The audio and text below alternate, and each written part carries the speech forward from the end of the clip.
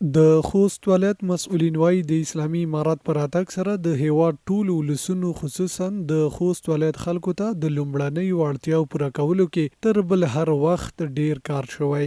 دوی زیاتوي چې لا هم ژمن دي ترڅو د خلکو ستونزې له نږدې وګوري او د حل په موخه پر وخت کوټلي ګامونه پورته کړي.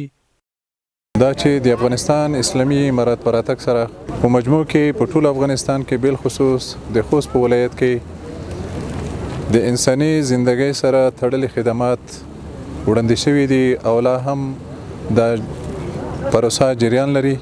لکه په موجوده وخت کې لله الحمد د خوست 12 ولسوالیو ته هغه کلینیکونه چې هغه ټول ولس ته په ولسوالۍ کې خدمات وړاندې کوي شي د هرې ولسوالۍ په سر یو کلینیک منظور شوی ده. د اوبو شبکې او د هغې سره په څنګ کې وړه چیک ډیمونه.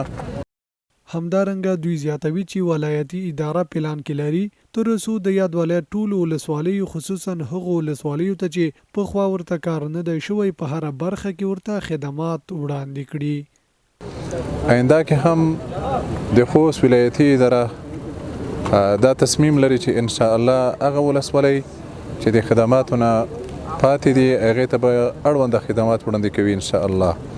د یادونه ده چې په دغه ولایت کې هغو ولسوالیو ته چې پخوا ورته د بیا رغونې کارونه نه دي شوي د اسلامي امارات په حاکمېدو سره ورته په ډیرو برخو کې د بیا رغونې پروژې پلي شوي دي.